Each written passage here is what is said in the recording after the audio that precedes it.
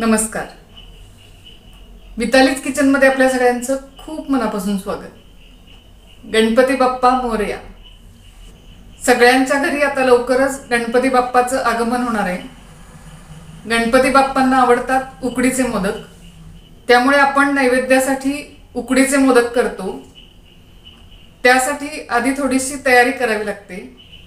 म्हणजे मोदकासाठी सारण तयार करणे, तांदूळाचं पीठ तयार करणे. आज मोदकासाठी तांदूळ पीठ कसं तयार करायचं, त्यासाठी कुठले तांदूळ घ्यायचे याचा व्हिडिओ केलेला आहे. हे मोदक पांढरे शुभ्र, सुवासिक आणि अगदी मऊ होतात आणि याचे मोदक तयार करताना तुटत नाहीत किंवा चिराई पडत नाहीत. गेली 30 वर्ष मी असं पीठ करून मोदक तयार करते. मोदकाच्या ऑर्डर्सही घेते. चला बघूया. मोदकासाठी हे 3 प्रकारचे तांदूळ घेतलेले आहेत. हा बासमती तांदूळ आहे, तुकडा बासमती. याऐवजी तुम्ही बारीक कणी किंवा अख्खा बासमती घेतला तरी चालेल.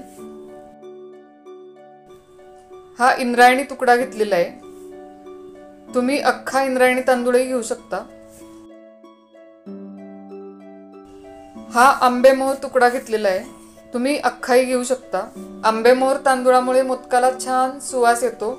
हे 3 प्रकारचे तांदूळ घेतलेले आहेत. तुम्हाला 3 प्रकारचे नको असतील तर कुठलेही 2च प्रकार घेतले तरी चालेल. 1 किलो पिठाचं प्रमाण सांगते. बासमती तांदूळ अर्धा किलो, इंद्रायणी तांदूळ पाव किलो आणि आंबेमोहर पाव किलो. हे तिन्ही मिळून 1 किलो मोदकाचं पीठ तयार होईल. हे तिन्ही तांदूळ एकत्र करून घ्यायचे. एका भांड्यात बासमती तांदूळ अर्धा किलो, इंद्रायणी पाव किलो आणि आंबेमोहर पाव किलो हे सगळे मिक्स करायचे. चॅनलवर तुम्ही नवीन असाल आणि अजून सबस्क्राईब केलेलं नसेल तर सबस्क्राईब करा आणि बेलवर क्लिक करा, म्हणजे मी नवीन व्हिडिओ अपलोड केला की तुम्हाला नोटिफिकेशन येईल. आता हे पाण्याने 2-3 वेळा स्वच्छ धुवून घ्यायचे, म्हणजे तांदूळामध्ये काही बारीक कचरा, घाण, माती असेल तर निघून जाते.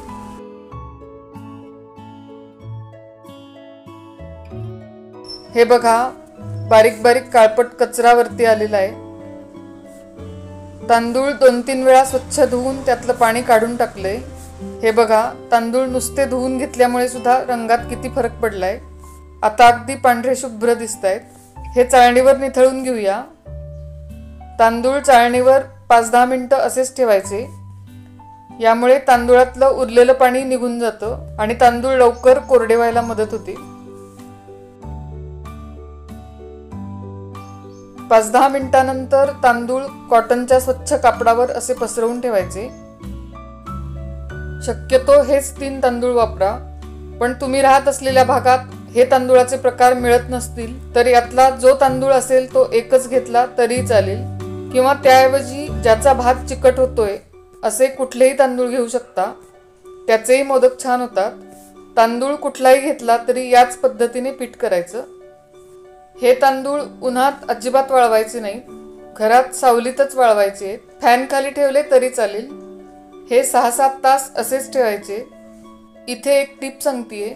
तांदूळ धुवून पसरल्यानंतर पूर्ण कोरडे झाल्याशिवाय दळायला द्यायचे नाही. थोडेसे ओलसर असतानाच गिरणीत दळण्यासाठी दिले तर त्या पिठाच्या गुठळ्या होतात. तुम्ही सकाळी पीठ करणार असाल तर शक्यतो रात्रीच तांदूळ धुवून पसरवून ठेवा, म्हणजे छान कोरडे होतात. पण घाईघाईत ओलसर असतानाच दळायला देऊ नका. हे बघा, मी रात्री तांदूळ धुवून पसरून ठेवलेले होते.